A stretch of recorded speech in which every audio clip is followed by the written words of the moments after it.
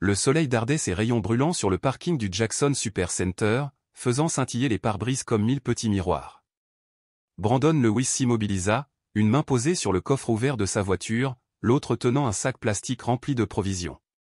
Un cri soudain déchira l'air immobile, « Main en l'air, j'ai dit main en l'air ». L'ordre, tranchant et urgent, brisa le rythme d'un samedi après-midi ordinaire. Le cœur de Brandon s'emballa, un mélange de confusion et de choc le traversant. Lentement, il leva les mains, ses gestes mesurés, ses yeux cherchant l'origine de la voix. Là, derrière la portière ouverte d'une voiture de patrouille, se tenait un jeune officier, le visage rouge, les épaules crispées de tension. Le canon de son arme pointait directement sur la poitrine de Brandon, inflexible, une menace froide dans la chaleur étouffante. La voix de Brandon, posée malgré l'adrénaline qui bouillonnait en lui, rompit le silence tendu. « Officier, il y a un malentendu, je n'ai rien fait de mal. » « Ne bougez pas » aboya l'officier, avançant de quelques pas, son arme toujours pointée sur Brandon. « Je vous ai vu, écartez-vous du véhicule. » Brandon obtempéra, reculant avec précaution, les mains en l'air, son entraînement d'agent du FBI l'ancrant dans le chaos. Son pouce accélérait, mais il imposa le calme à sa voix, son esprit aiguisé. Il savait combien vite la peur et un mauvais jugement pouvaient transformer une situation en tragédie, surtout avec un officier comme celui-ci, dont la voix tremblante trahissait son manque de maîtrise. Le badge de l'officier luisait sous le soleil, Morton, à peine plus de 25 ans. Ses yeux balayaient nerveusement les environs, passant de Brandon au parking, révélant un mélange de peur et de suspicion. Ce n'était pas une question de crime, comprit Brandon, le cœur lourd. C'était quelque chose de plus sombre, un préjugé drapé d'autorité.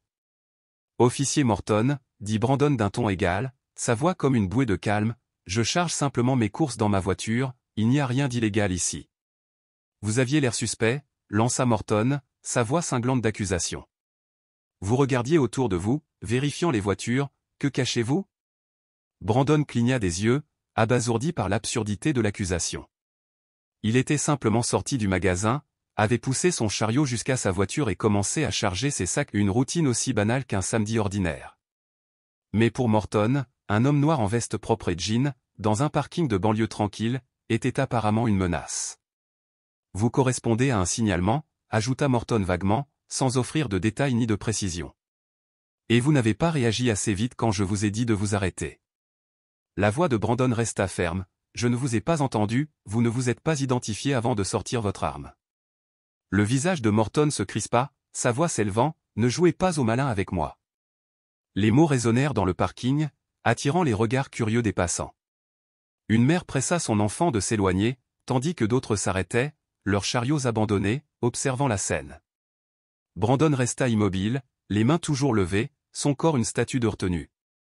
À l'intérieur, la colère bouillonnait non pas une rage imprudente, mais une fureur profonde et légitime. Il avait affronté des terroristes, démantelé des cartels, navigué dans des raids à haut risque, mais rien ne brûlait autant que d'être traité comme un criminel pour le simple fait d'exister. « Je voudrais parler à votre supérieur, » dit-il fermement. Les yeux de Morton se plissèrent. « Quoi ? Vous pensez que vous êtes spécial, que je ne vous abattrai pas ici si nécessaire ?» Exhalant lentement, Brandon soutint le regard de l'officier. « Non, je pense que vous êtes sur le point de commettre une erreur irréversible. » Pour la première fois, une lueur d'incertitude traversa le visage de Morton. Sa prise sur l'arme vacilla, bien qu'il ne l'abaissa pas. Le téléphone de Brandon vibra dans sa poche, probablement sa femme qui prenait des nouvelles, mais il n'osa pas le prendre. Un seul faux mouvement pouvait tout lui coûter. Au lieu de cela, il fixa Morton et déclara, « Vous pointez une arme chargée sur un agent fédéral, je vous suggère d'appeler des renforts et de baisser votre arme. » Morton tressaillit, son assurance s'effritant, « Agent fédéral ?» Sa voix trembla, le poids de son erreur commençant à se faire sentir. « Exactement, » répondit Brandon, son ton inébranlable, « et j'ai quelqu'un à appeler, quelqu'un qui ne sera pas ravi de cette situation. » L'air changea, l'équilibre du pouvoir basculant. Les bras de Morton tremblaient, son visage blêmissant alors que la réalité de ses actes s'imposait. Brandon Lewis n'était pas un homme ordinaire faisant ses courses. Né dans le sud de Jackson, Mississippi, il avait été forgé par une vie de résilience et de détermination. Sa mère, infirmière, et son père, chauffeur routier souvent absent, lui avaient inculqué les valeurs du travail acharné et de l'intégrité. En grandissant, Brandon avait vu assez pour savoir que rester hors des ennuis demandait plus que de bonnes intentions, cela exigeait de la concentration, de la discipline et parfois du silence face à l'injustice. Enfant discret et déterminé, il s'était plongé dans les livres, décrochant une bourse pour étudier la justice pénale à l'université. Après son diplôme, il avait rejoint le FBI, gravissant les échelons pendant 2 décennies, de la lutte antidrogue au contre-terrorisme. Il avait affronté le danger à Détroit, Houston et Atlanta, toujours calme, toujours professionnel. Il y a 5 ans, il était revenu au bureau de Jackson, attiré par les rues où il faisait du vélo enfant, par le magasin du coin où il achetait des bonbons, par une communauté qui connaissait son nom. L'un de ces noms était Dan Carter, aujourd'hui chef de la police de Jackson. Amis depuis le collège, ils partageaient des souvenirs de matchs de basket et d'escapades dans le gymnase de l'école après les heures. Bien que leurs chemins se soient séparés, Brandon au FBI, Dan dans la police locale, leur lien perdurait, ancré dans le respect mutuel. C'est pourquoi, en cet instant, Brandon savait exactement qui appeler, pas seulement pour de l'aide, mais pour la justice. Si cela pouvait lui arriver, cela pouvait arriver à n'importe qui, et il n'était pas du genre à laisser passer. Morton restait figé, son arme toujours levée, son visage mêlant adrénaline et doute. « Écartez-vous de la voiture », répéta-t-il, sa voix faiblissant. Brandon bougea lentement, ses bras endoloris mais stables.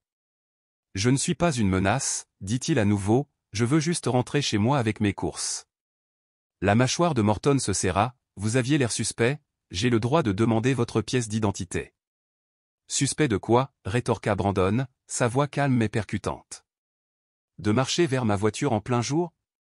L'accusation de Morton se durcit, vous n'avez pas répondu quand j'ai appelé, vous sembliez surveiller les véhicules, je l'ai déjà vu, vous autres prétendez toujours n'avoir rien fait. Les mots frappèrent comme une gifle, crue et sans filtre. L'estomac de Brandon se noua, mais il garda son sang-froid, je ne vous ai pas entendu parce que vous n'avez rien dit avant de sortir votre arme, et mon apparence n'est pas un crime. Morton s'approcha, son arme toujours levée, vous refusez de montrer votre pièce d'identité, c'est de la résistance. La voix de Brandon se raffermit, vous avez besoin d'une raison légale pour demander mon identité, je ne résiste pas, je reste immobile, faisant exactement ce que vous avez dit. La frustration brilla dans les yeux de Morton, son autorité contestée, son orgueil blessé. Une petite foule observait à distance, un homme filmant, une femme murmurant à sa fille en la ramenant vers leur voiture.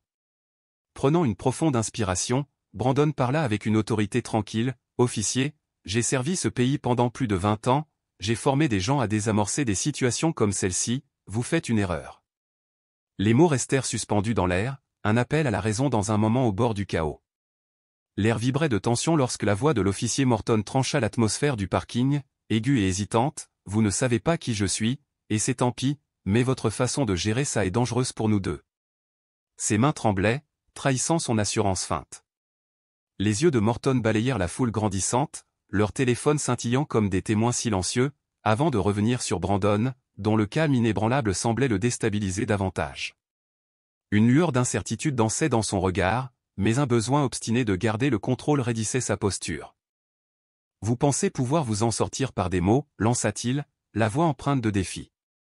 La réponse de Brandon fut posée, son ton ferme comme la pierre, « Non, je pense pouvoir gérer ça sans que personne ne soit blessé, y compris vous. » Pendant un instant fugace, le silence les enveloppa, lourd et chargé. Une brise légère s'éleva, froissant le sac plastique posé dans le chariot de Brandon, un détail trivial contrastant avec le drame grandissant. La mâchoire de Morton se crispa, son autorité vacillante, « Montrez-moi votre carte d'identité, maintenant. » Brandon hocha lentement la tête, ses gestes empreints d'une résolution calme. « Je vais la prendre, » dit Brandon, sa voix tranquille mais ferme, « mais seulement si vous baissez votre arme. Je ne fais pas de mouvement brusque. Vous voulez que ça se passe en sécurité? Laissez-moi atteindre lentement ma poche arrière, et je vous montrerai tout ce dont vous avez besoin. » Morton hésita, son emprise sur l'arme faiblissant. Il la baissa légèrement, le canon pointant désormais vers le sol plutôt que sur la poitrine de Brandon, une petite concession dans un moment lourd de conséquences. Avec la précision de celui qui désamorce une bombe, Brandon bougea prudemment. Du bout de 2 doigts, il sortit son portefeuille de sa poche arrière et l'ouvrit, révélant un badge du FBI et une carte d'identité. Il le tendit, son sang-froid intact, un phare de calme au milieu de la tempête. Les yeux de Morton s'écarquillèrent, sa bouche s'entr'ouvrant légèrement, les mots lui manquant. Je vous l'avais dit, déclara Brandon, son regard fixé sur celui de Morton, ferme et inébranlable. Vous pointez une arme sur un agent fédéral en public, sans raison valable, poursuivit Brandon, sa voix basse mais percutante, vous devez appeler votre superviseur, maintenant. Morton déglutit péniblement, sa confiance s'effritant comme du sable sec. La foule, de plus en plus nombreuse, observait en silence, leur téléphone capturant chaque seconde. À cet instant, Morton comprit la gravité de son erreur, une faute qui pourrait défaire sa carrière. Brandon restait résolu, son badge du FBI toujours tendu, défi silencieux à l'autorité vacillante de Morton. Le jeune officier le fixait, comme s'il espérait que le badge disparaisse, ses lèvres tremblantes mais muettes. Les murmures de la foule s'évanouirent, le poids du moment s'installant. La voix de Brandon demeurait stable, tranchant la tension, comme je l'ai dit, vous faites une erreur, mais ça peut encore être corrigé. Les yeux de Morton s'agitaient nerveusement et de Brandon au badge, puis au spectateur, leur jugement palpable. L'arme dans sa main, autrefois symbole de pouvoir, semblait désormais absurde, presque enfantine, éclipsée par l'autorité calme de Brandon. L'incertitude marquait le visage de Morton, il avait franchi une ligne et ne trouvait pas de chemin de retour. Les chuchotements de la foule s'intensifièrent, une femme murmurant, ça va faire le tour d'Internet. Lentement, délibérément, Brandon rangea son badge dans son portefeuille et le glissa dans sa poche. Je vais passer un appel, dit-il doucement, son ton ne laissant aucune place à l'objection, ne m'arrêtez pas. Ne me touchez pas, réfléchissez avant d'aggraver les choses. Morton restait figé, l'arme pendant désormais mollement à ses côtés, relique de son erreur de jugement. Brandon sortit son téléphone, son pouce défilant avec détermination jusqu'à trouver le nom qu'il cherchait, Dan Carter, chef de la police de Jackson, et ami de longue date. Il appuya sur le bouton d'appel, mettant le téléphone en haut-parleur. Une sonnerie, puis deux, avant qu'une voix familière ne réponde, Dan Carter. La voix de Brandon était calme mais teintée d'urgence, Dan, c'est Brandon. J'ai besoin de toi au parking du Jackson Supercenter, tout de suite. Un silence plana sur la ligne. Que se passe-t-il, demanda Dan, son ton s'aiguisant. Un de tes officiers pointe une arme sur moi, répondit Brandon, sa voix contrôlée mais tendue, il m'a arrêté sans raison, a refusé d'écouter. Ça a dégénéré. Je lui ai montré mon badge. Un autre silence, plus lourd cette fois. Tu vas bien? La voix de Dan s'approfondit, empreinte d'inquiétude.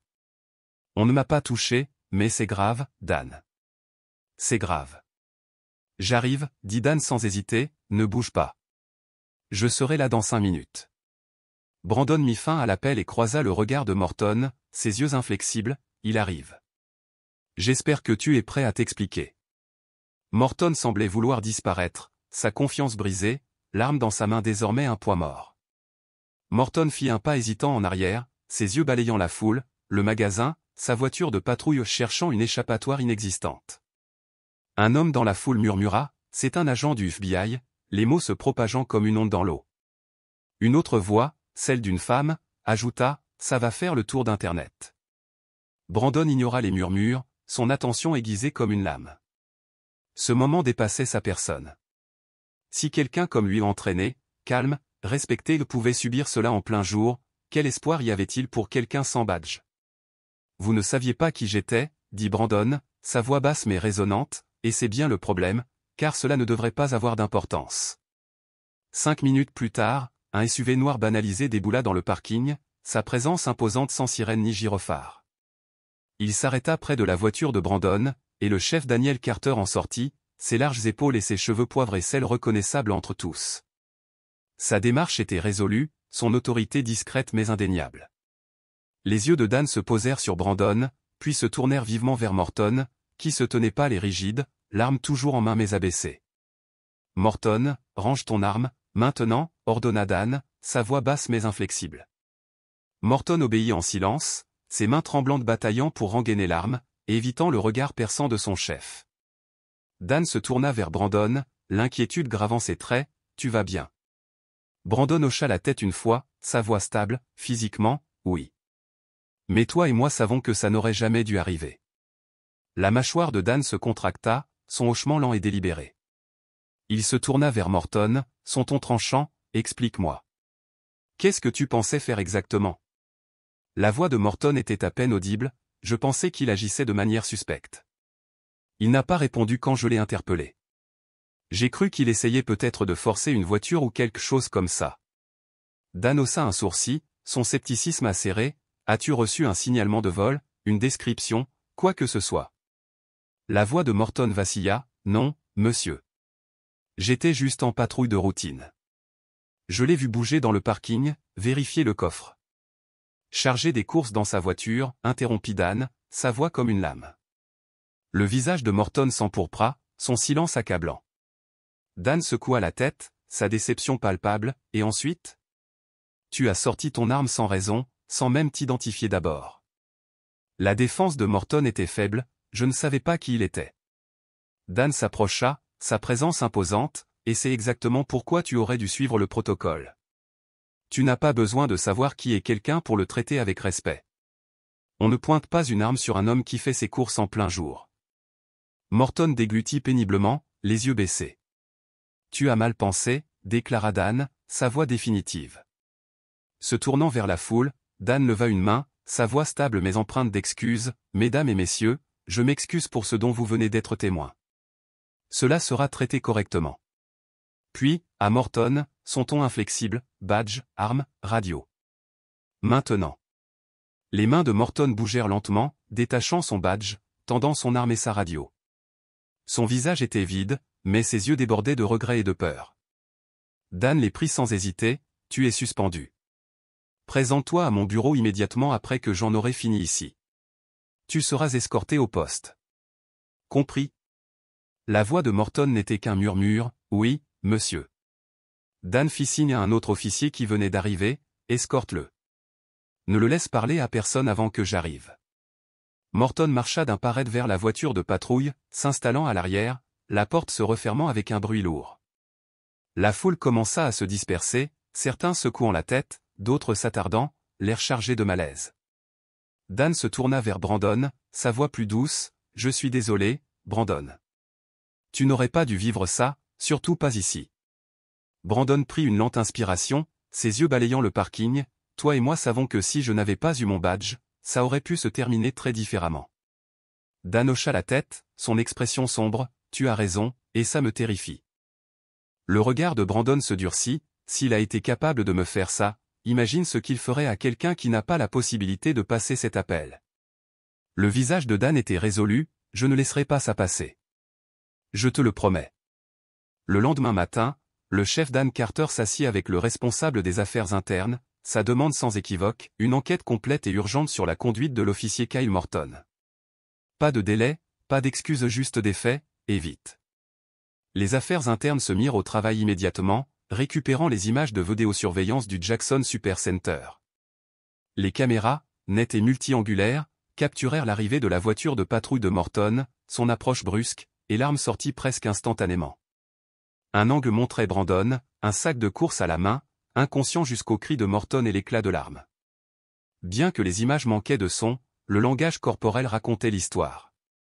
Les témoignages des témoins affluèrent, certains accompagnés de vidéos prises par les téléphones des clients, chaque image témoignant de l'escalade imprudente qui s'était déroulée dans le parking. Les spectateurs restaient immobiles, le cœur battant, figés dans un brouillard d'incrédulité. Certains avouaient que la peur les avait paralysés, trop submergés pour intervenir. Pourtant, chaque voix confirmait la même vérité, Brandon n'avait rien fait de suspect. Il chargeait simplement ses courses dans sa voiture, une tâche banale dans une journée ordinaire. Une enseignante à la retraite, les yeux empreints de compassion, disait qu'il ressemblait à n'importe quel père faisant des courses pour sa famille, les mains pleines de sacs, l'esprit probablement occupé par le dîner à préparer. L'irruption soudaine de l'officier brisa le calme. Il bondit de sa voiture de patrouille, sa voix tonnant d'ordre, une scène si choquante qu'elle glaça ceux qui la regardaient. Un adolescent, qui faisait du skateboard à proximité, captura tout sur son téléphone, une vidéo brute et sans compromis. Elle montrait Brandon, calme et posé, répondant avec des mots mesurés, sans jamais hausser la voix ni faire un mouvement brusque, même lorsque l'arme de l'officier scintillait au grand jour, pointée directement sur lui. Plus tard cet après-midi-là, Brandon se retrouva dans la lumière crue du bureau de terrain du FBI, face aux affaires internes. Son récit était clair, détaillé, livré avec le professionnalisme affûté par des années d'interviews et de briefings. Mais sous son ton mesuré, le poids de l'instant vibrait, ce n'était pas un simple dossier. C'était personnel, une blessure plus profonde qu'aucun rapport ne pouvait saisir. Je n'étais pas habillé comme un agent, dit Brandon à l'enquêteur, sa voix ferme mais lourde de sens. Je n'ai pas montré mon badge immédiatement, car c'était mon jour de congé, un jour pour des tâches banales comme faire les courses, comme des millions d'Américains chaque week-end. Mais pour cet officier, j'étais une menace non pas à cause de ce que j'ai fait, mais à cause de mon apparence.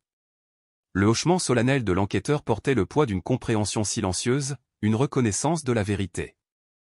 Les preuves s'alignaient parfaitement, les paroles de Brandon, les témoignages des témoins, la vidéo de l'adolescent, tout pointait vers la même réalité indéniable.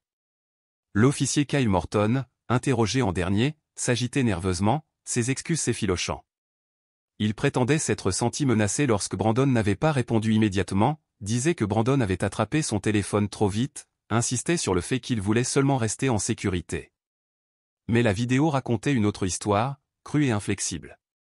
Morton avait sorti son arme avant même que Brandon ne bouge, contournant chaque protocole, ses raisons fragiles et creuses. En 48 heures, le rapport préliminaire exposait ces violations, conduite non professionnelle, abus d'autorité, usage injustifié de la force, non-respect des politiques du département, et des signes évidents de biais racial dans ses paroles et ses actes. La conclusion était limpide, l'officier Kyle Morton avait agi de manière imprudente, sans justification. L'affaire fut portée devant le conseil de discipline au siège du département de police de Jackson, une audience à huis clos empreinte de gravité. Le chef Dan Carter, l'enquêteur principal des affaires internes et 2 officiers supérieurs avec des décennies de service examinèrent le rapport, la vidéo, les déclarations des témoins. Ils s'étaient réunis pour décider du sort de Morton. Au bout de la longue table de conférence, Morton était assis, diminué, son costume bleu foncé ne parvenant pas à masquer son malaise, ses mains agitées sur un carnet vierge. Brandon choisit de ne pas comparaître en personne, mais sa déclaration écrite résonna dans la salle, lue à haute voix avec clarté et conviction.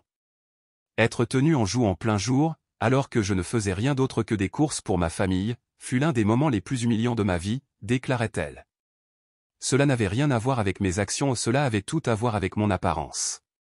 Le conseil écouta dans un silence pesant, la vidéo fut diffusée à nouveau, sa vérité indéniable, un officier tirant des conclusions hâtives, ignorant les procédures, pointant son arme sur un homme qui n'avait rien fait de mal. L'avocat de Morton se leva, plaidant pour la clémence, invoquant la jeunesse de l'officier, son dossier vierge, la pression du moment. Il qualifia l'incident de grave erreur, non d'acte de haine, et supplia pour une suspension plutôt qu'un licenciement. Puis Morton parla, sa voix tremblante mais audible. « J'avais peur, dit-il. Je n'ai pas voulu le profiler. J'ai pensé que quelque chose n'allait pas. Je ne l'ai pas reconnu. J'ai fait un mauvais choix, et je le regrette. Je suis sincèrement désolé. » La réponse du chef Carter fut implacable, sa voix basse mais tranchante. Ce n'était pas juste une erreur, Kyle. C'était une question de jugement, de biais et d'abus de pouvoir. Vous n'étiez pas menacé ou vous étiez mal à l'aise.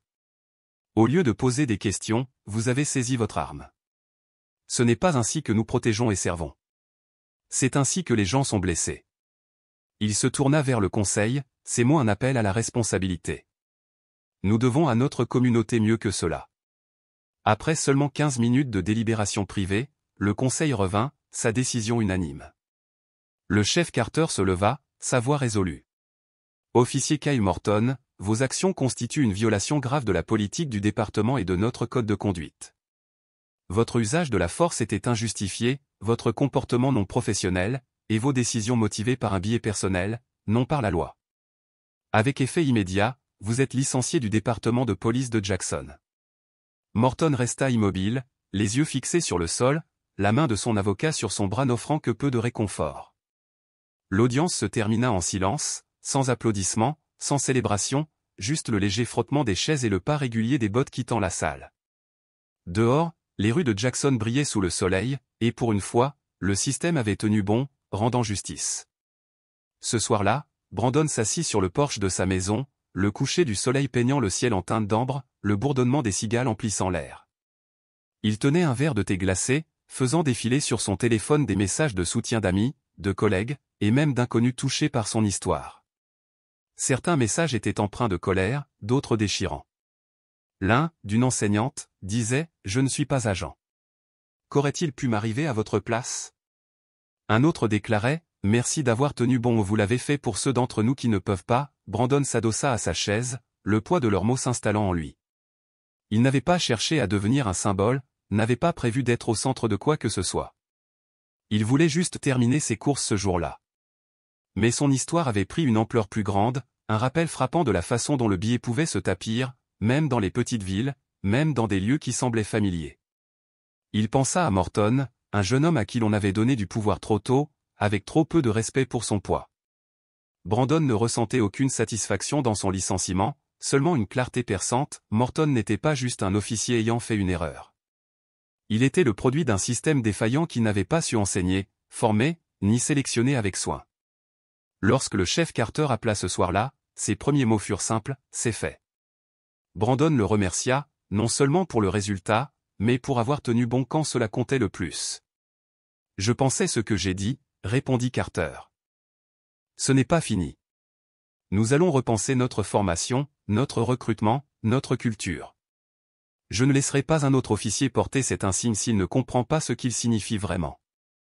Brandon mit fin à l'appel, regardant son quartier tranquille.